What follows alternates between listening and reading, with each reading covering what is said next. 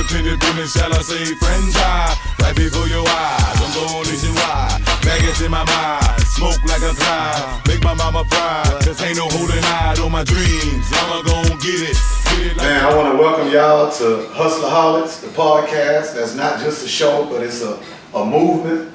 And I'm so excited, man, you know, to let you guys share in on the friendships and relationships that I'm able to have with some very, very extremely successful brothers, man. And you know, we just sitting around right now and we chilling and we ain't talking nothing but money. We ain't talking about nothing but financial freedom. We ain't talking about nothing but how you come up with a vision and turn it into reality. And we're gonna share these things with you guys, you know what I'm saying?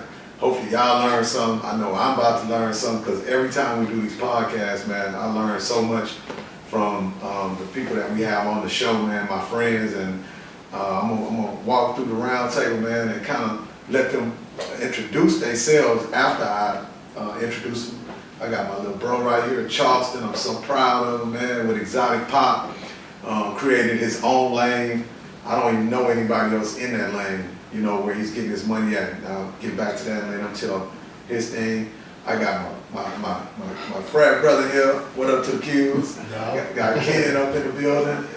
Dog has an amazing story from the NFL, and now he's transitioning and has his own cigar line and doing major big things. And it's gonna be so much, you know, for you guys to learn because so much of our community is embedded in sports and entertainment.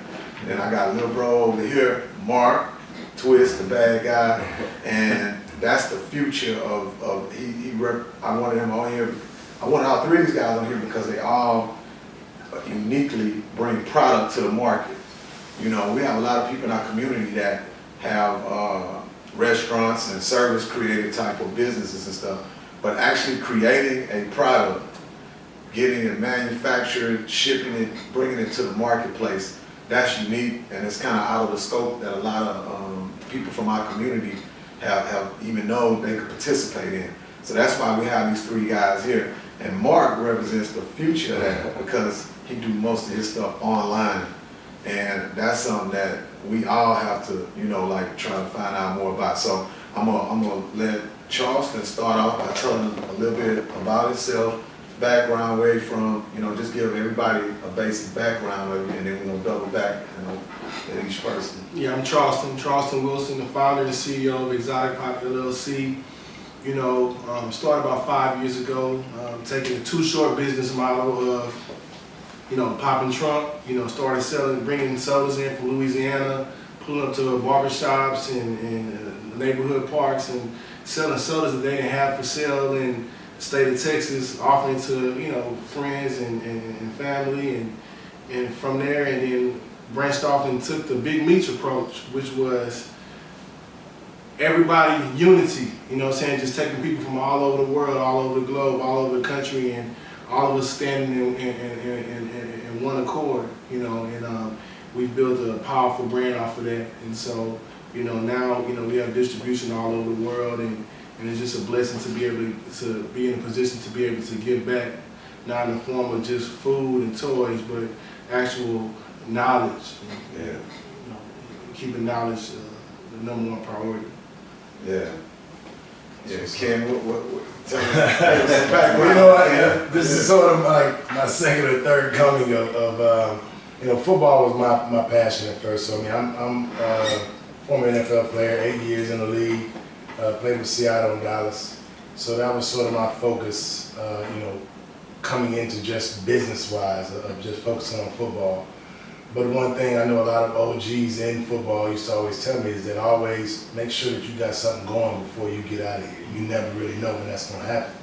So I was always having a little niche. I have, you know, real estate. I have this going on. And what I'm doing now, it was more like a pet project because I enjoy smoking cigars. And I've been smoking cigars for 14 years. So it just became to where I wanted to learn more about it. I started going down to the Dominican Republic, you know, the last 2 years, probably like 8 or 9 times each year, just down there 10 days at a time, just putting in work in the factories. And I mean, it's not a bad thing when you can go to the Dominican Republic to work. So, so business, to itself. So I mean, I got to get down there and really learn from the cats that was doing it that are 4, 5, 6 generations and been doing it. And getting the best part about it, what I like is that I came in it not feeling like I knew everything. So I came in it humble and wanting to learn, and they came in and seeing that humbleness and they wanted to teach me. So it made the relationship gel so much better because of two people that have really seen each other for who they are, respecting each other, and then just put it all on the table. Right. Good stuff, man. Bad guy. Bad guy. So first I want to say, this has definitely been a transition for me. I'm not very big on speaking about myself. I'm usually behind the scenes, Geppetto and creating 7-figure brands. I created quite a few 7-figure brands, and definitely, so that's not something I'm good at, really telling a story about myself, even though I teach people how to actually put an ultimate sales pitch, taking people from less than ideal before stage to an after stage, This is actually my first podcast, so it's actually my first coming out, and it's been Clubhouse. I don't know if anybody else out there been on Clubhouse, but that's something, every time I spoke on stage, I'm getting hundreds and thousands of followers and stuff. But, just a little bit about me, I do digital marketing, right? I skyrocket brands. We use a lot of psychology, a lot of data analytics, and a lot of funnels. Some very amazing psychological funnels, and I've taken people from ideas in 3 weeks to 20 grand a week in profit just by using the power of the internet, understanding pixeling systems, and of course a lot of psychology, and a lot of old school marketing. So you might look at me and be like, man, I see that guy out a lot, especially if you're around Houston, these people, not knowing that I'm doing 6 figures a month in profit, minimum, and I like to always maintain the low key, and so that's why, I never really put myself out there, but D-Rec, he kind of found me through one of my friends, and, he wouldn't let me, he kept coming at me, kept coming at me, so, and it's a gift that I am trying to give the world. For the most part, like my ethos has switched over time, right? Once I crossed my first million, right, I realized that money didn't change, money wasn't motivating me. When I realized that really what I want to do was help more black people have faith in themselves, that they can survive without a white person paying them. And that has been my mission and my goal, and so everybody that I've helped has been black. And their distribution lines have been black. Everything has been black, and so that's something that it's something that I'm working on right now to find even a deeper why, because I don't put the same emphasis that I used to put for me to get to my first million, right? But I'm learning, and I know that is part of the reason why, part of the reason why you probably invited me on this podcast. Yeah, man, I'm excited. Me and my brother all the time, like we just been blessed, man, to meet people and have the friendships and relationships that I have, and that we have with you guys. And I want y'all to have these relationships with everybody else, because I know that iron sharpens iron, and I know that good energy radiates off each other, man. So me and my brother always, he didn't spoke up, but hey, man, I'm just enjoying you guys' stories. So, we're gonna have some fun and, bring some knowledge out or whatever. And I'm just interested in just learning from you guys. Like I said, I'm probably the oldest one here, but I'm always learning. Always learning. And like I said, man, we're gonna have some fun. It's a new year. Yeah. And COVID is not going to stop anything. So hey, stop. Happy New Year. Happy New Year. Okay, Yes, sir. So just so y'all know, we ain't got no etiquette on this motherfucking show. You know what I'm saying? We're gonna be ourselves. But the most important thing that all you guys have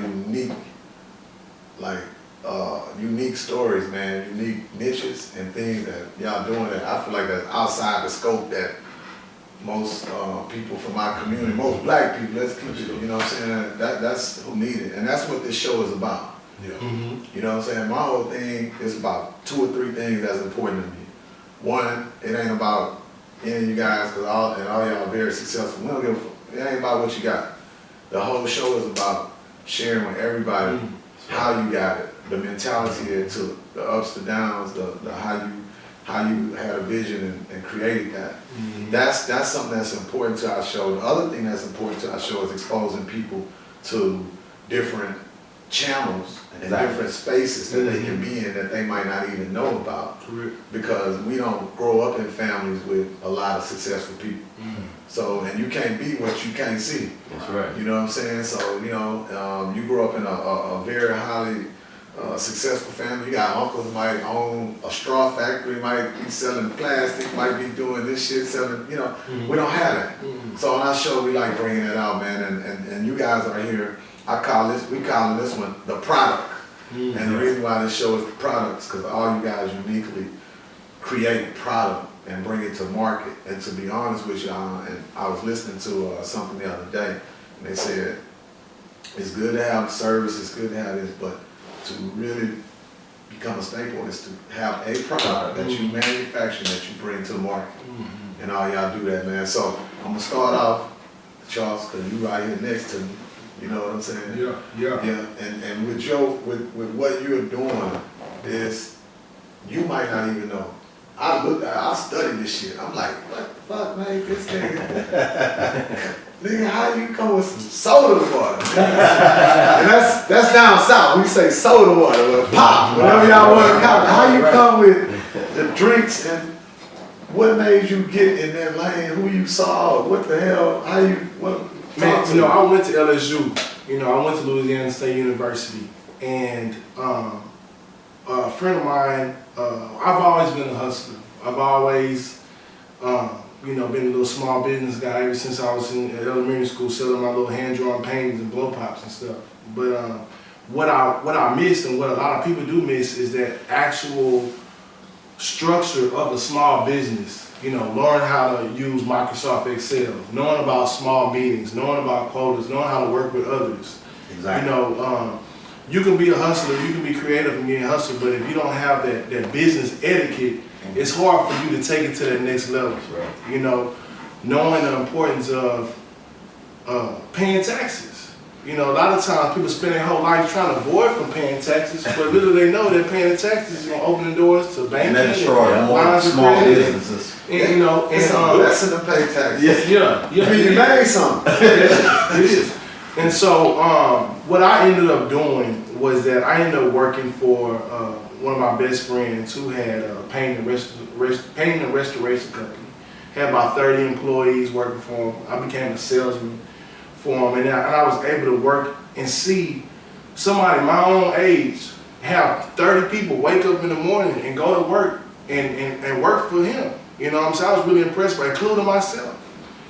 And that had me going to Louisiana during the week, and I was coming home for the weekends, making a trip back and forth I-10 every weekend, because I was coming home, which was another thing, because God works in mysterious ways. You know, everything happens for a reason. But I was coming home on the weekend, and at that time, 5 years ago, Yeezys and Jordans was really hot. You can buy a pair of shoes and resell them and make twice as much as what you paid for them.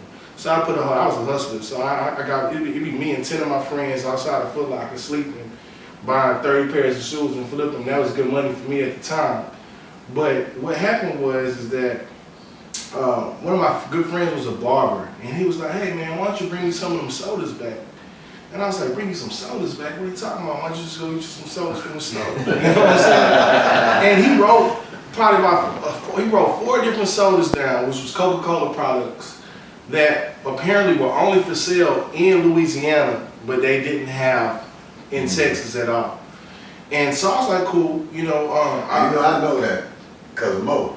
Oh yeah. Every time we did shows in Louisiana, Big Mo gonna get, he gonna get about 20 cases of soda, no bullshit. You like, yeah, you gonna put all these sodas in the goddamn.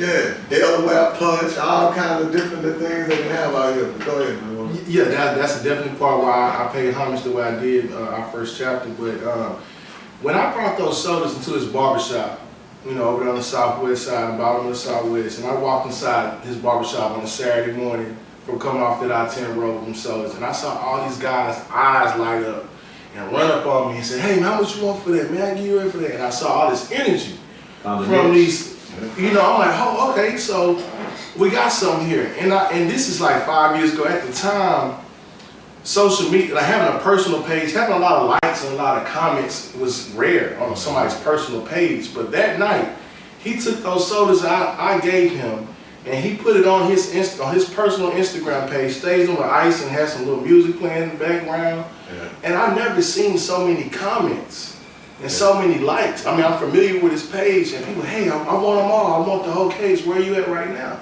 And I was like, man, we got something here. You know what I'm saying? So I took that, and I found that niche, and I just pretty much said, okay, well, what else is somewhere else? And then what else is, what's in Alabama? What's in Florida? What's in China? What's in Japan? You know, and just kind of ran with that business model. And So how did? Okay, so I see these sodas. They want them. That's still you ain't What's the told me. next move? what happened was that come on. I was having to drive, I was having to fly to New Jersey to get Canada Dry, which is a very popular cream soda that we sell. And so I was having to make trips out there to run the play to get the drinks. And I found this small company that was had a brand of drinks that was inside of a Pepsi bottle, and it intrigued me.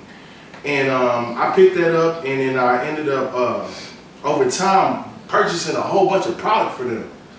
And I purchased so much product that Pepsi sent out one of their reps, flew out one of their reps to Houston, was like, hey, man, we see y'all doing a lot of volume out here. Let's work out some type of truckload distribution price. And I was like, man, you know, that sounds cool, you know, but what about us doing like what if we want our own brand? You know, what if we want our own product? White label or something. You know what I'm saying? To do like a private label situation or something, but you know, we'll be willing to do that, but we want our own brand. So it took a while, man. It took a whole year and a half to be able to work something out with them. But what they ended up doing was that they let us in on that manufacturing. All right, stop right now, real quick. You was in, where you say you was at? New Jersey. You in New Jersey. And you saw this, and then you took it upon yourself. What made you think, I'm gonna walk in here and get a deal? I'm gonna make this happen. I'm gonna go talk to these people. Well, they came to me. You know, it was more of a volume thing. I'm talking about, okay, so before that, you were already moving some of their product for them. Right. Okay, so you got your numbers up. Mm-hmm. And then when your numbers came up, then you came to them and said, I want to do my own thing. Right, yeah. They ended up noticing that volume and seeing that, hey, somebody down south is doing major numbers. I just wanted to bring that full circle because, like, that's that little part people don't be getting, man. It'd be that when were you bold, or how did you actually even meet that moment of how, you know what I mean? Cause The light went off. The light went off, and you put everything in motion. Mm-hmm. All right. So now where we at now? So now you. Man, now, you know, we ended up closing that deal with Pepsi. We ended up getting that manufacturing, and that's what's major, because when you close major manufacturing, it puts you in a position to close major distribution, you know. And I had to just totally do my homework and do your research. This is very important for you to educate yourself, you know. I flew my team. We flew to Detroit, and we sat down with a company named Fago. And I was like, hey, I'm about to get into something I really don't know too much about. Let me go sit down with somebody. You know, of course you can't sit down with Coke, Pepsi, or Dr. Pepper, but let me go sit with somebody who also a major player and get some game from them. And the thing they told me was like, hey, start at your strongest market. You know, don't stretch yourself thin. Oh, you got something going to Miami. Oh, you got something going on. Start at your strongest market, so if you do make a mistake, you can afford to make that mistake. Yeah, your foundation. Right. You know, and what we end up doing was say, hey, we're going to take this licensing deal we got with Pepsi. And from my research, I realized that what I was doing by breaking drinks down from Louisiana, from off of I-10, wasn't nothing new. This is something that the guys from the Screwed Up Clique and stuff been doing. Yeah. You know, when they go on concert tours and stuff, when they come back home, they always bring stuff in from Lake Charles and from the casinos and stuff like that. And I was understanding that, hey, this whole culture already exists. You know, this is something that I wanted to pay homage to and let our first line of beverages be with these people who actually created this actual model itself, you know, and give them their homage. So this is what but one of the important things I want to highlight is that you created a business model that didn't exist, in a sense. And you know, I mean, we personal here. Me and you talk. Yeah, definitely. We talked in the beginning. Oh, absolutely. You know, about you doing this, and that's what impressed me so much. Because me and him was talking when he was getting the deals done with the families and stuff that I'm close to. Yeah. And I was like, how you gonna do this? You know, As far as paying homage. I'm like, how you know, and I'm a business person, and I was like, damn, you ain't really have nobody to show you exactly how that business model was gonna work. And I'm seeing you over time evolving and getting where you have it right now, and that's why I'm very proud of you. Like, Yeah, I appreciate it. Yeah, because you've been able to figure it out, man. I'm glad you had that chance to do that. Yeah, definitely. You want your circle. You don't want nobody in your immediate circle. You know, sometimes we get caught in trying to do business with our friends or do business with family or old partners and stuff like that. And a lot of times, you know, your heart may be in the right place, but they're really bringing you down, lowering your vibration. You know what I'm saying? You want to bring people around you who are asking to help you or just as smart or not smarter than you. And because you can't do it by yourself, you know. Nah, you can't, man. And one important thing I learned the hard way was, man, sometimes it's better to tell your partner, your family member, I'll pay you to move out of the way. You know what I'm saying? Because if I put the best person in that spot and we have more success, and I end up with millions and millions of dollars, nigga, thank you for staying out the goddamn way. You know, it's like a football team. You got to put the best person up next, man, and that's why we're gonna talk to Mr. Ken over here. You know, man, tell us a little bit, you know, about your background. You know, we don't have to go into detail because we most want to speak about the Cigars, but I definitely think your story as an NFL athlete, being an outstanding standout in high school, not just being good in sports in high school, but also being very, you was president or vice president? Vice president, honor society, a little bit of everything, man.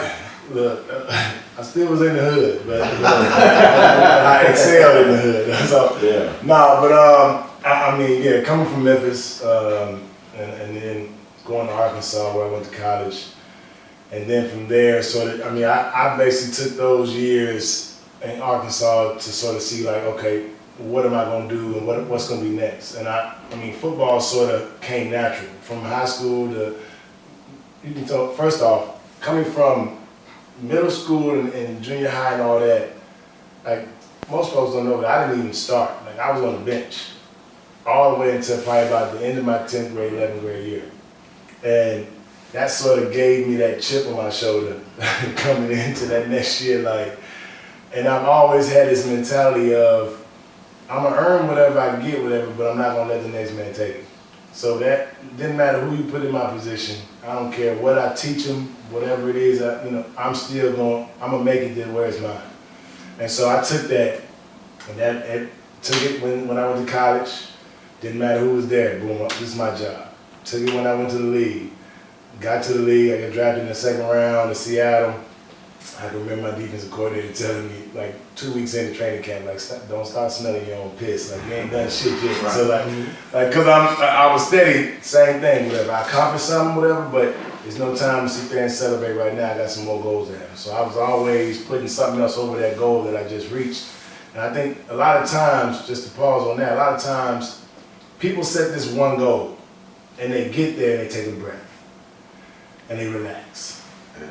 And then that relaxation takes to where they done got comfortable, and now they sit in that comfort level, and it's really not where they wanted to end up, but it's where that one goal that they had. Because they playing checkers, not shit. Exactly. Shit, you got to move that piece. And the thing with me is that's why people a lot of times, even when I launched the cigars, they were like, man, like, it's going good. Are you happy? I'm like, well, yeah, but that was a pebble, like to where I really want to be. Like, So yeah, I'm comfortable, and I'm cool that it's happening like this, where everything's going that way. But I've always had another goal, like already ready to go. Well, I got it. So right now, just make sure. Let's tell everybody the cigar line, the brand. You know what I mean? Oh yeah, so from sports. Yeah, so the cigar line it's called the Arrival.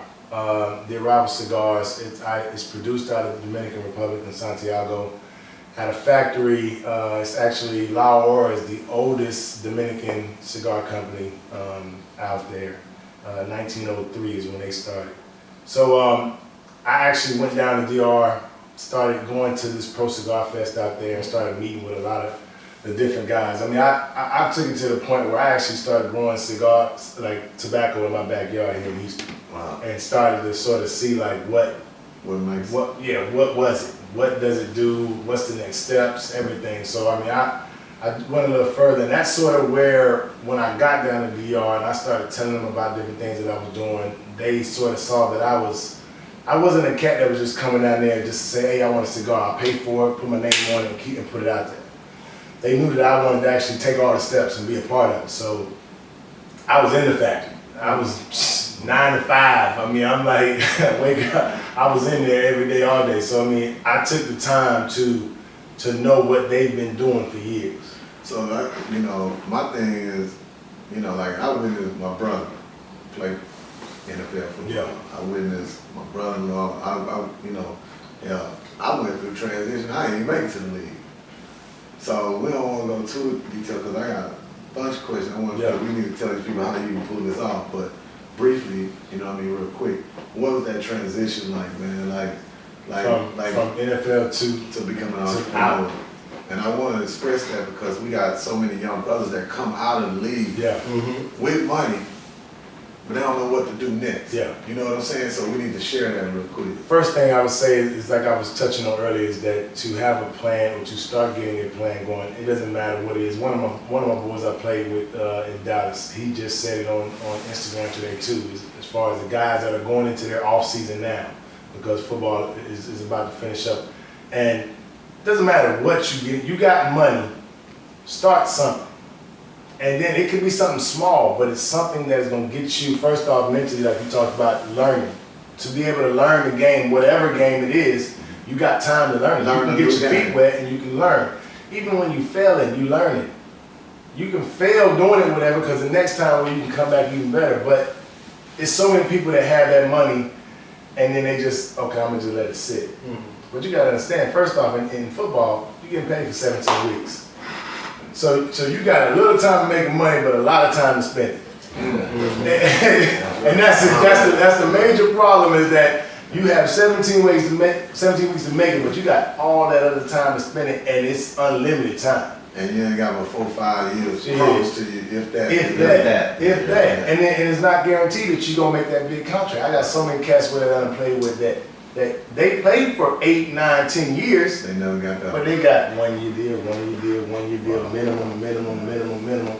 But you still playing it, and this is the problem, because you get paid minimum, but you're kicking it with a maximum cat. Yeah. So now you know what maximum cat doing. Like, so you can't. Yeah, exactly. You can't do what he does. Like, so I used to tell my young cats all the time, like, we used to gamble, whatever. Like, right on the plane. We used to be getting oil on the plane. Yeah. I said, babe, this ain't for you. But he like, nah, man, I want to try to make. You can't do it. So you gotta find your way, but you got, at the same time, when the off season hit, you gotta find some type of niche. You gotta find something, and whether it's real estate, whether it's something that you gotta put your money to let it work for you. And before you stop actually working and then trying to let your money work for you, you gotta find something early on, whatever, to get you going. So, all right, now let's go back. Because once again, like I said, you travel, you found your way, bro. I try to explain to people all the time. They be like, what made you? And I'm like, sometimes I can't answer that question. But a bunch of NFL cats and cats that don't play NFL went down to the DR, San Domingo or Sosua or Port Plata, whatever, had a fucking ball, and most importantly, smoked some good cigars and seeing people out there hand rolling and seeing them look out the machine, all that shit. But you said, I'm I'm gonna start my own line. You know what? And kind of walk us through I who think you met. And, Well, you know, first off, I process. think because, so I used to go to Vegas for their, it's like a convention, and then like Big Smoke and that type of stuff. And you see us smoking, but you don't see us behind the tables or whatever selling it. And being that, well, that's the factory owner, that's what, and I know, okay, he's Dominican, he's Nicaraguan, okay, this is a white dude over here. And you just, I mean, at the biggest convention that they have in Vegas, I believe the third year that I went, because Carl Malone ended up launching a cigar, he might have been the only black dude that I've seen that was actually behind the table. Not the one in front waiting to get a cigar, but actually behind the table. And so I knew, I sort of seen that, whatever, but mine was more, it was more of a passion of actually enjoying the smoke, whatever, and wanting to create something that we could enjoy. And then, of course, the business part of it is going to come with it. But it was more of creating a product that could stand with these cats, and being able to be standing next to this cat, and it's not okay. Well, that's a athletic brand, and this is the other brands. No. So I understand that. You already knew what kind of brand you want, but I'm still stuck on one little part, and once we get past it, it'll be all right. You still had to figure out where I'm gonna get the cigars from. Yeah. How I'm gonna get them to the United States. That was a process. See, a lot of Yeah. people, like, That was we the have a lot of process. lanes and veins. Charleston is great because he created supply channels. I saw you, before even without Pepsi. I seen you figure out how I'm gonna get these sodas, and now you done got into a distribution situation where you gotta help it still. This is So where now this you is can where a lot of that export. this is where a lot of that networking and listening takes place, because when I'm in these rooms with all these different people, and before I even talked to them, I sort of was canceling out who I wasn't going to possibly work with and who I wanted to. Yeah. And then, of course, going into those different meetings and really it was sort of organic because, like I said, they seen sort of my passion, whatever, but it was almost, we were interviewing each other. We had dinner. No matter whether it's a quick conversation or whatever, I'm still trying to figure them out, they figuring me out. And I think that was the biggest thing on finding out where I was going to do the actual tobacco. Because it was an organic meeting that just continued to happen every time I went down there. But your effort, Oh, you looking. Oh yeah. Oh no, I definitely. I mean, I narrowed it down. Probably the first, probably the third or fourth time I got down, I had narrowed it down to 3 people, and it wasn't really on their tobacco. It was on the actual people. It was on because first off, they're in the Dominican Republic. I'm in the States. I need somebody, whatever, that I can actually trust without sitting there and seeing it. Right. That I know whatever that they gonna work a certain way, and I don't have to come down here. Like what Frank Lucas said, but I don't want to have to come back down here or whatever. I want to be able to flow smoothly. So we just, I mean, it was more of an organic relationship that built on that. Then when you talk about distribution, that type of stuff, that came with, sort of seeing, first off, I want mine to be flowing. I don't need no hiccups. So see, there's two things I know I observe, man. Like a vision, a dream, Oh, yeah. hard work, and then things start coming organically. And you start meeting who you need to meet. And that's why a lot of times I ask people this, they don't know how to figure it out. You're going to get And yourself put in the that's right how I met this brother situation. right here. I met him like that. Because I know how important digital marketing is. Oh, yeah. And I know that that's the future. And it just led me, that's my whole life been like that. I have a desire, I have a vision, and then I end up here. And if I didn't have the balls to walk up and think I can get this deal done, I'll do it right now. My brother, I'll walk. Y'all tell me what we need, I'll walk in there because I really believe in the shit. So I'll walk in there and ask for it, or let's do a deal, and then it just leads you down a journey. And my journey took me to Mark, and Mark is in a unique space, man, because I really feel like he's the future. And at the same time, I don't even sometimes because he's so busy making money for himself, which is what I like about him. That he ain't got time to hardly do no marketing for nobody else. He ain't done no marketing for me. And here I am, putting his ass out there. And all y'all niggas, they gonna probably help one of y'all with some shit on me. But you know what? That's what the show about, bro. And because it's so important that we understand where we are and where we're headed to. And like the conversations me and him had, he didn't enlighten me so much to where, even though hasn't helped me directly, he still helped me indirectly to understand what I need to understand about the future of marketing and how you make money online. And I'm gonna let Mark kind of give a little background on himself. Not just so much about the psychological stuff, but who you are, where you're from, how you ended up where you're at right now, doing what you're doing. Well, there's definitely a lot of nuances, right, in everything I'm gonna say. But there's a lot of, let's see. So I'll start with, of course, well, people who do know me know I started in the foster home. Like I was living on the streets. My mother, she was Native American. She was a prostitute. She was really big on drugs. She had a lot of kids, and we were kind of living on the streets. And so the foster home, so CPS took me when I was 5 years old, right, because she wasn't making us go to school. That's what I heard, whatever. So, but fast forward, right? I mean, I went to school. Definitely always had a chip on my shoulder. So I graduated second in my class in high school, and I was, at first I was trying to play basketball, and I'll never forget that time I was a junior, and I looked in the stands and I saw all those people who were seniors, but they were cold. I was in one of the top basketball high schools in the state, but they was always ranked top 10, always, and I was like, man, they would be back in the stand. I said, that'll never be me. And I quit basketball that day, even though my dreams at that time was to play basketball. I'm very obsessive, right? I'm very, very obsessive. A lot of people, it's hard for people to have more hustle than me if you ain't slept on concrete, right? If you ain't slept on the streets, right? And that kind of transitioned me to everything else that I've done in my life. So some people ask me, Mark, was it a disadvantage or an advantage the way you grew up? And for most people in my shoes, it absolutely is a disadvantage, which is why I'm a champion for those people, and I speak on behalf of those people, and those are the people that I like to help. But for me, it was an advantage. Man, my brother always, that's his favorite line to me. I'm his little brother. He practically raised me. He always say, man, you gotta turn lemon into lemonade. That's right. And our whole life been that way, and I got a lot of faults for a lot of people, but a lot of what I didn't have made me what I am. And a lot of cats that tease me because I was wearing tough skin jeans. See, y'all know what tough skin jeans is. Yeah. Tough skin, they can't see it. And some of the niggas that were wearing polos used to tease me. Yeah. And the only thing I said, I was 12, I said, man, if I make better grades than them, I'm gonna have more than them. That was my goal. I'm gonna make better grades. That's right. I ain't gonna interrupt you. Oh no, you're good, man. So, I want to hear everybody's story, right? Because everybody has a story. And actually, in the digital marketing world, that is my job to help you harness your story, developing your core story. It's a for story, against story, origin story, a lot of things that, even from a digital marketing, and I don't want to talk about that because it's just my passion. It's going to spew out. But once let's say it's somebody that you don't like, right? But you learn their story, you start to love them. And from a digital branding perspective, I help you put that into your brands. It's no different than the Joker. I grew up thinking Joker was a villain my whole life until I saw the movie. I began to understand the Joker and love the Joker. Right? I even knew what the Joker for Halloween. But going back to my story, right?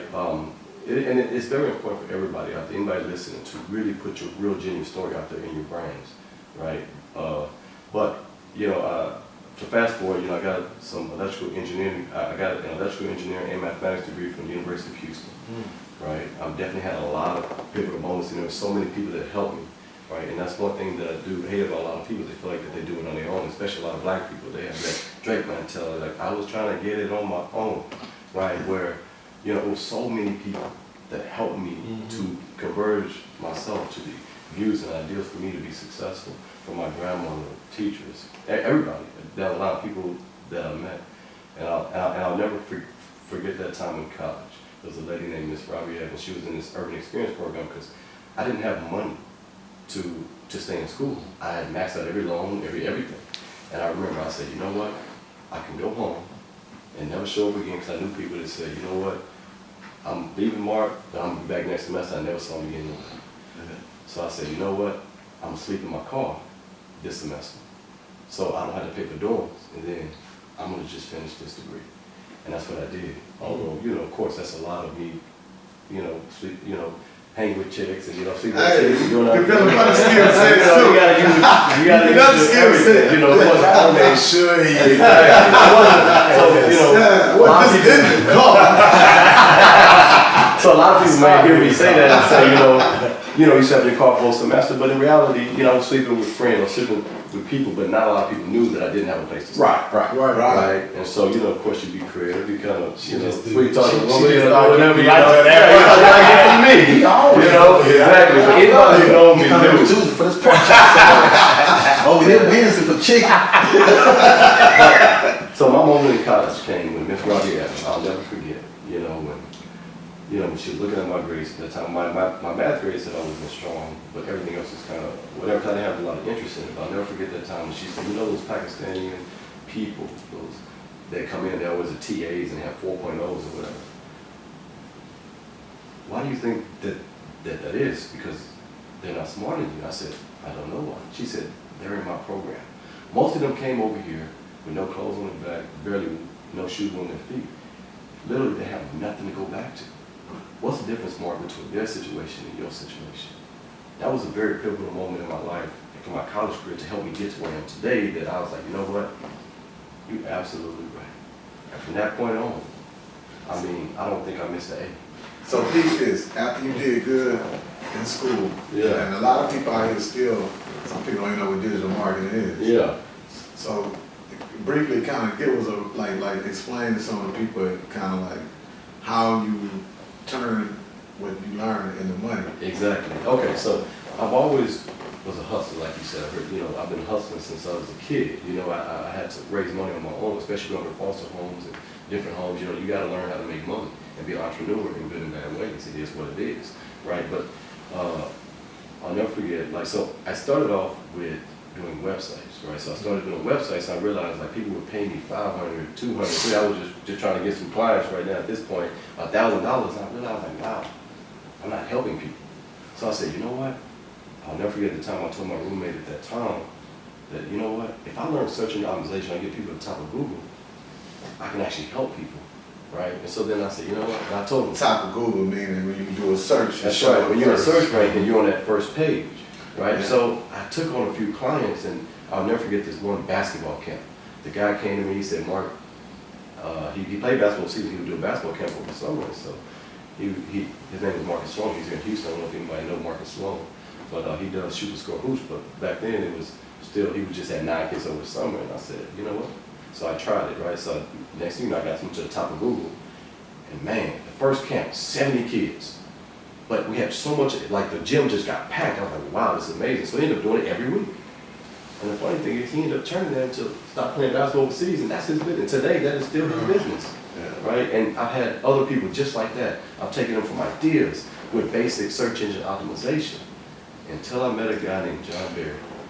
So basically, I'm gonna cut you. I'm sorry, but you know how to make motherfuckers dominate online. That's and, right. And then now, So let me tell you you learn how to do that. I want to let you know something. I want to get you where I want to get you at this spot, man. Because you one of the first digital marketing people I met. Because I'm a serial entrepreneur, so I'm always looking. I'm looking because that's that's you know what I'm saying. Y'all don't know you need that in your life, and I know that. So I'm always looking for it. But everyone I meet, they always. It's this, it's that. You're one of the first ones I met that, not doing it for other companies. You took that hustle and flipped it into doing it for yourself. That's correct. And moving your own products. And this show, the one we on, this is the product. That's so right. y'all bringing product to the market. So right. I want you to move into how you take that. You took that skill set of making people dominate the internet, and now you're converting it into where it works for you. So one of the biggest lessons I'm getting, even in this story, is the importance of mentorship. It all will come back because I was a reflection of everything I've been through. And I remember no matter what room I was going in, I was going to be the best in that room. I don't give a fuck. I'm willing to sleep on concrete. Are you? And I remember when I first got my engineering job, I'm willing to cut the grass at what they're paying me based on my mentality, which is why it helped me stay long. But that's when I met my mentor. His name was John Berry. He's an Asian guy. And this guy at this point was making $30,000 a month. And I'll never forget, he had a going away party. And he was making $30,000 a month. And I'm talking to him, I'm like, wow, this is what I want. He's telling me, Mark, these internet marketers, these digital marketers living everywhere in the world. But he told me what I was doing with search optimization, how you helping those companies, although they are doing 6 figures and whatever they're doing this, that is little money. So I heard him out and I watched what he did and I was like, wow, you're telling me to, let's not take the top result of Google, let's take all 10. And even people watching, people don't know how to do this to this day, but he said, you know what, Mark, we're not going to take the first result, we're taking all 10. And he opened my eyes to that. And so literally for about 8 to 9 months, I begged this guy to be my mentor. Because I knew that he knew things that I didn't know. I knew he wasn't smarter than me. I knew that he knew things I didn't know. And that's when my mindset shifted. And then that's when he called me 9 months later after I started helping. You know, I do a lot for foster kids. And so he saw what I was doing and he reached out to me and said, Mark, I want to help you. I want to help you put it together. And I'll never forget that time that we met. Right, I can tell you the story, but you know, just to shorten it, he said, how much money do you think I'm making right now? I said, well, you know, he was making $30,000 a month, probably about 60, 70. He was making $100 grand a week. And I was locked in. That was my life. You got me fucked. Shit. I'm going to make $100 grand a week doing internet marketing. I don't give a fuck what anybody says. I'm about to start taking some courses right now. It might be the only way. Shit. So, man, you know, I'm so anyway, we ain't finished. Pew Pew. Yeah, well, I mean, there's a bunch of different brands. Different brands, yeah, things let's break it for down. sure that I do, that I helped it out. So I've taken a guy, his name is Coley on the Wall. Anybody heard him out there, right? When I met him, he had 500 followers. And this is when I first had my mentor. And I'll never forget it. Like I literally worked 2 hours the first week to make 10 grand. I had never made this kind of money in my entire life, but it's all just mailbox money. Like, whoa, this is ridiculous. Like, we can really just harness the power of the internet. We got billions of people that we can harness in here and really make billions of dollars off of when we have the right funnel. And that's what it's called. So then I started helping Coley on the Wall. That's what you're talking about with the Pew Pew life, right? So I took him from 500 followers to now he is the national two-way spokesperson. Not black, not white, he is the national two-way spokesperson. When there is two-way information, they call him. Right now, with his brand, there's 4 million followers with what we do, and he reaches over 10 million people per week without spending $1 on paid ads. And so there's a transition. I can talk about a lot of different dynamic with that, But that, man, you know, that's a beautiful story, man. Like I said, all you guys, you know what I'm saying? Like, I'm just being real. When I grew up, I ain't know nobody doing none of this shit. Nah. I ain't know shit. What for my big bro? I don't know. I know I've been locked up somewhere. I ain't gonna lie to you. Because that, you know, I always try. Man, I enjoy all y'all stories, and you know, one of the good things about all y'all stories, because they all kind of compare, all y'all worked hard. You create our own demise. You know what I'm saying? So what ended up happening was that, so you're doing a truckload a week. At the height of it, in October 5th was their last order. The whole 4th quarter of the year, they didn't place another single order. And it was because from me doing, doing our back-end research, it was because of how we was affecting their other success numbers. was fucking them up. Right. And so we ended up the whole 4th quarter with our Houston sales, without our sales in Houston at all, simply because the people we got in bed with, the people who we got in bed with, even though we was making money on that part of the portfolio, was affecting everything else. So they tried to cut us off. They tried to shut us down. And by not ordering us, stores calling us saying, hey, we're ordering our product, but they're not delivering it. What's going on? We're ordering 10 flavors, they're only bringing 2. What's going on? I'm hearing this store all over the city. Wow. You know, shelves being empty, you know, it's probably not being delivered. And not understanding why that was going on, you know what I'm saying? And if it wasn't for, like how you said, people get to a certain point and they're like, oh, we good. We doing a truckload a week. Let me just sit back. I'm straight. But it wasn't for me saying, hey, you know what? I did what Fago told me. I started our strongest market. We got the ball rolling. We learned along the way. Now we got the blueprint. Let's go to California. Let's take the same thing we did here in Texas. Let's do it in California. because you got a system. Right. So you know, it's just copying and pasting at this point. Exactly. From growing the brand to having the POS systems, your posters, your stickers, your exotic pop-ups, and You know how to really play. know how to do it. So if it wasn't for me not sitting back on my ass and saying, hey, we're gonna just sit back and collect this money, because a truckload of exotic pop is gonna cost you like $50,000. Yeah. When any other time a truckload of soda was like $7-8 grand. So we totally revolutionized the market. We gotta change the price point. Yeah, change the whole price point. So if it wasn't for me going to California and starting in Sacramento and going all the way down to San Diego and setting up distribution to California, if all my eggs was in that one basket with our Houston distributor, with being our main distributor, we would have fell off. Yeah. You know what I'm saying? You use different artists in different regions, or you use the same artists across the whole country? Well, we definitely picked up artists. For example, when we went to the Bay Area, we did a Too Short soda. We did a Mac Dre soda. But at the same time, we brought the Mac Dre soda to Houston, and we brought the Fat Pat soda to the Bay Area, because our goal was genuine. We don't want the culture to die. We want people to know who Fat Pat was, who was Big Hawk, who was Mac Dre, who was Too Short, who these guys are. So we didn't want, I feel like if we was to say, yo, we're gonna have a Fat Pat pineapple soda in Houston, or we're gonna do a Bay Area artist pineapple soda in the Bay, I feel like you're being like a culture vulture. You're capitalizing off of other people's fame, and you just cashing in on the culture. Right. Other than our true intention being like, hey, we're really trying to keep these icons and these legends alive, and notice that this is why you talk the way you talk. This is why the reason why you rap the way you rap. This is where this culture really stems from. And it was from that authenticity is what gave us, because people respect that. You know, though, man, like exotic pop. So you even, I mean, I learned so much tonight, but that's one thing I really see. Exotic pop, y'all, the cultures that define us.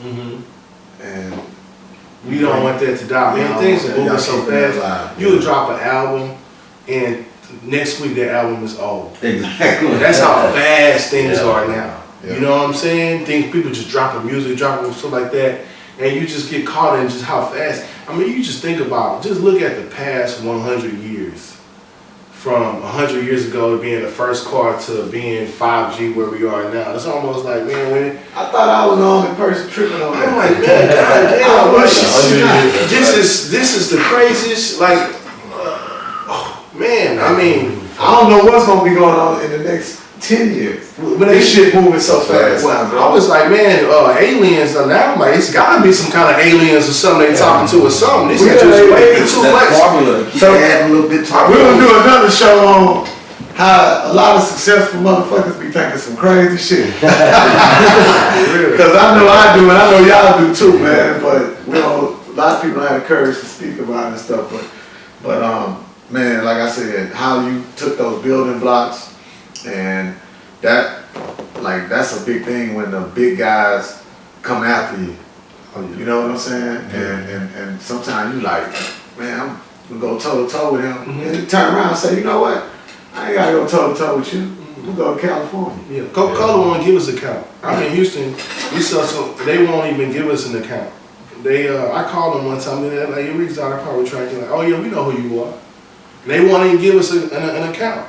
We got to go through a third party and pay $3 more a case just to get a Coca-Cola product when we have all our paperwork in place, everything for us to have an account, and it just goes to show. So guess what? You Time to might go need, get your own you must need to be the new Coca-Cola. That's what I was getting ready to say. Let's go make our own soda now. Yeah. But you know, I know a lot of people see the shine, but they never see the grind. Right. I want each one of you guys to tell us the process. Well, you know, Lauryn Hill, it always said with me, but Lauryn Hill said, how are you going to win if you ain't right within? You know what I'm saying? I spent the whole summer taking care of my body, drinking water, getting rest, you know, making up my bed, working out, becoming my best self. A lot of people say, man, how did you think of this great idea? Like, how did you even think like that and stuff like that? You have to, before you do anything else, you gotta take care of home. You gotta take care of your temple. You know what I'm saying? That's how your body, it's oxygen. Everything is all tied together. You know what I'm saying? So you have to start and get your life together. You know what I'm saying? Cleanliness is next to godliness. You know, so it became me really becoming my best self and taking care of my body, and taking care of my mind and my spirit, man, my relationship with God, my relationship with myself, and it allowed me to be able to have great ideas and for those light bulbs to go out. For me to see that this is a distraction, this is something that I don't need in my life, or too much of something, this is too much of that, I don't need that. And then once you get into that zone and you become the person that God puts you on this earth to be, that's when you can hear and listen. And you know what I've noticed? Because we in the same vein in the industry. You don't carry yourself. You carry yourself just like what you said, but you have so much success in the hip hop vein. You might not see yourself, but I watched you. Some of the relationships that you have, and you ain't out here acting like no damn.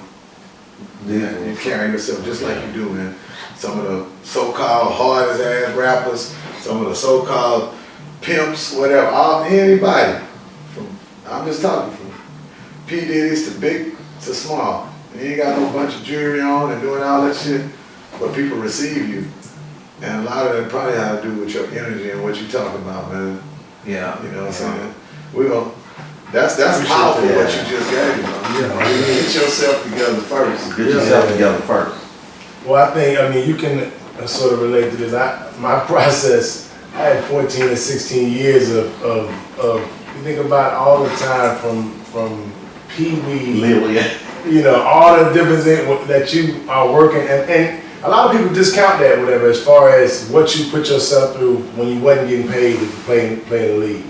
I mean, high school, junior high, middle school, whatever, elementary, all the different stuff that you did that if you would have messed up and did something bad at that time, the league would have looked at that and it brought it up to you, whatever, be like, oh, remember when you did something back in the day, when it didn't have nothing to do with now, but they would have brought it up. So it's all of those years of having to deal with my dad, whatever, that military style of just being on my ass, whatever, which put me in the mindset, of having that sort of focus. And then just wanting more. Being in Memphis, whatever, with everything going on around me, knowing that I was going to, not that I wanted to, that I was going to be out of that soon. And putting my mind on that, and just knowing that even when I went to college, I'd go back to Memphis, my partners would only let me stay there for a couple of days. All right, time for you to go. Yeah. Because they had a plan for me too. They knew what my plan was. So understanding all of that, I think that was the process of just getting me to where I wanted to be. And then, it's all about, I guess, you having the want to, but you got to put something behind it. Having the want to ain't enough. That's right. Yeah, because it's a lot of people that have a want to, and anything that 2020 taught, it's time to start stepping out on that shit, whatever, and making it happen. So I think that's the biggest thing, man. It's just you have so many people are so scared to fail. Yeah, exactly. They're so scared to fail, whatever. They will sit with that great idea. If he wouldn't have jumped out on it. Yeah. He would have been sitting with that great idea and years later thought about it like, I could have. Right. I could have did this. Man, I was in a think tank with some cats, man, I ain't gonna say no name. A couple cats played in the league, a couple cats that was on top of their rap career one time, and that discussion came up, then you turn into barbershop talk, and they start talking about, goddamn, Jordan fell out. So fell out. And I told him, I said, my nigga, don't worry about the nigga talking about you fell out, because most of the niggas talking ain't never fell on. Yeah. Right. You know what I'm saying? Ain't had nothing to fall. Yeah. so hey, that right there, Doc, that's the one thing, man. You gotta be able, like they say, brush your shoulders off, and your shoulders gotta be heavy, though. Like, it's gonna be a lot of cats trying to push you around, because first off, they didn't have the idea that you had. They didn't have the knowledge that you had. They didn't have different things that or they didn't want to work to get it. Yeah. That's a lot of times too, whatever, that people don't want to put that work in to be where you are. So no, let me pull him down and let me try to throw stones at him. Listen, if you got an idea, the best thing you can do is jump on it and run with it. Because look, if you don't, the next man gonna do it. And don't listen to nobody else. Because so many people tell you, man, it ain't gonna work. Drink it ain't gonna fly. They'll be the same one that try to. You're too small to play. You're too young. Oh yeah. Well, Mr. Bad Guy. Mr. Bad Guy. Well, I think that These two amazing gentlemen definitely touched on some topics. I'm gonna touch on a different topic as far as my process. I think. I mean, there's a lot of, like I said, nuances in my process, but one of the biggest things is actually being coachable, right? Like I got far on my own, just getting from the mud and just having that grit, having that grind, having that motivation that no one else has, but I couldn't get any further, right? And that's when I knew that I needed, as part of the process, was for me to be coachable, right? And so that was one of the biggest things that ever changed my life, was actually having mentorship. I never accepted mentorship my entire life. I'll never forget when I was getting out of college, someone asked me, "Hey Mark, who's your mentor?" I was like, "No one," right? And he told me that was a problem.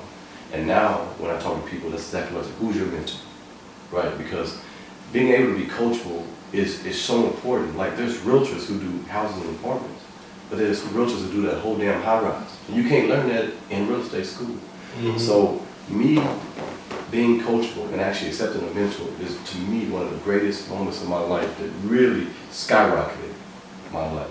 As far as the process, of course, it takes a lot of things that we all talked about today, but allowing myself to be mentored. I promise, I ain't making this up. I say this to the camera. I don't know what y'all was gonna say, but being coachable, knowing you gotta put something behind the vision. You know what I'm saying? And then most importantly, getting yourself right within yourself. Like that's powerful shit. Mm-hmm. You know, like I just want y'all to know that we could have went on for, and we probably will. You know what I'm saying? Y'all ain't gonna get to be here. Unfortunately for y'all, I can suck up. Yeah, we could smoke some cigars. But unfortunately, y'all won't be able to be here, man. But at least y'all understand and know, like you just. This is a mentorship platform. Mm-hmm. We mentor each other. Yeah. When I grew up, a lot of us, dads wasn't here, there, in different ways, whatever. And that's the reason for that, because we're evolving from slavery into where we are now. So we ain't tripping, but we all teach, each one teach one, man. Mm-hmm. It's very important, and that's why we have this show. And anybody that's out there, if this ain't for everybody. This for those that want their mind to grow. This for those that's really trying to find financial freedom. That's what this show for. I don't care if we get one person at a time, 5 people. I'm doing this from my heart. I know my brother is too. And we want to share the information and knowledge. But do trust and know this. If you feel like this is of value to you, share this. Like spread the word, man. Bring people to this platform. Not because of D-Rec.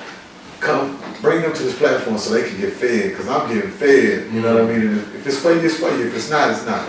So that's what's most important, man. And I just want to thank y'all for being on the show. And before y'all bail out. Before they go, you want to go to each guy, what you got coming up? Yeah, man, we got an Exotic Pop Kids Academy coming. I'm tired of hearing generation after generation, they don't teach you this in school. They don't teach you about taxes. They don't teach you about credit. They don't teach you about the stock market. I'm tired of that. So, we're starting Exotic Pop Kids Academy, where we're having elementary, middle school, and high school level financial literacy program. That's powerful. And not only is it going to be an after-school program, we don't want it to be an after-school program. We want it to be a during-school program. We want it to actually be taught during ancillary.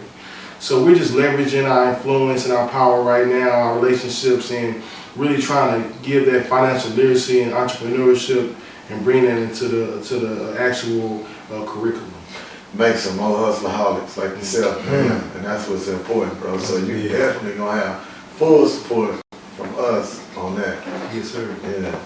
Yeah. Biggest thing with the Arrival Cigars, man, my plan is to be nationwide in at least 2 years. So.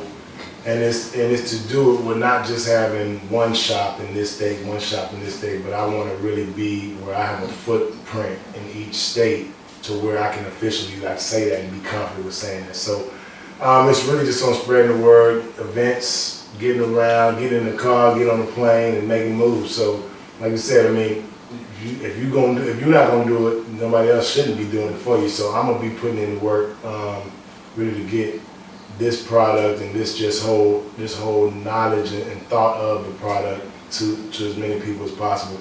Like I always say, whatever you have arrived when I go to these different events. So I always tell people, because I feel like the product is, it's sort of a resemblance of me too. My nickname was the Hammer when I played. And sort of making that impression, that impact. Your presence. That's what your presence is definitely known. And so I want the same thing for the Arrival. When it shows up, it's making that impact.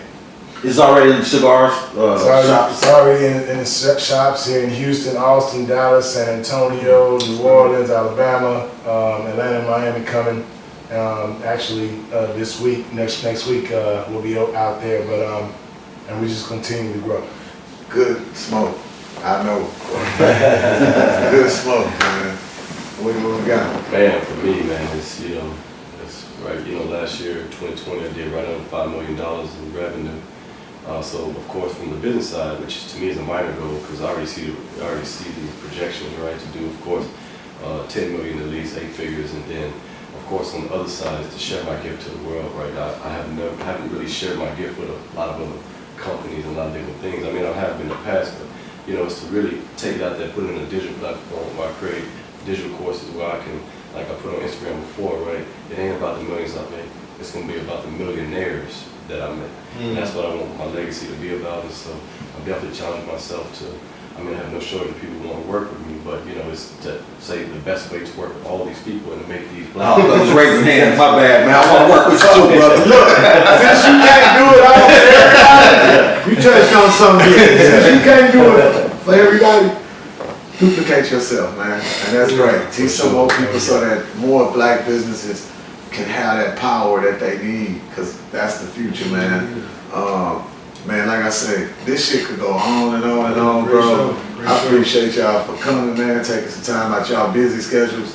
Gonna fuck around and sip on some scotch and shit, you know what I'm saying? But it's a wonderful thing. You got that, Floyd? Man, y'all know my motto, before you can earn, you gotta learn. And I've learned something tonight. I hope all y'all learned something. I wanna thank these guys seriously. And that's what this platform is about, man. We just wanna get the word out that there's other things to do out here. 2021, let's make everybody millionaires, man. Let's make this money, y'all. Let's do it. And y'all can drop a tag anyway, but we're gonna have them running through the screens, throughout the screen. We got like a ticker tape. You know, it's telling us, you know what I'm saying? Yeah, keep it rolling. But anyway, drop everything so they know, we know what to do. Yeah, check us out, exoticpop.com, on Instagram, exoticpop. Check us out. There's a lot of great collaborations. We're doing a lot of great things we're doing for the culture. We're going a healthy route. A lot of alkalines and vitamins and nutrition we're about to start putting into our community. Check us out. ArrivalCigars.com, of course, Instagram, The Arrival Cigars, The Ken Hamlin on Instagram as well. On every other platform, Ken_Hamlin. It's a little bit of everything. But you can catch us. Definitely going to be doing a lot of things here in Houston. So I got events coming up, and we're going to be in a lot of different spots here in Houston, and then we're spreading throughout there. So check out Instagram, Twitter. You'll see what we got going on. Mark the Bad Guy. You can follow me on Instagram. My goal this year, I'm putting out a lot of content. I have a lot of free things that I'm giving away, indoctrination series, developing your core story, just giving people the blueprint, right? And then just follow me, Mark the Bad Guy on IG, and I'll help you get there. All right, till next time, man. Like I said before, tell everybody you know that's about their money, that's trying to grow financially, really have financial freedom. Tune in to Hustlerholics. We talk money. Like the lotto, drifting on my bottle. Alligator shoe and I'm ass on the throttle. Every supermodel, paparazzi follow. Money, hoes and clothes, it make my head hollow. I'm drinking out the bottle, the grind on my sorrow. The better day tomorrow is all I wish for.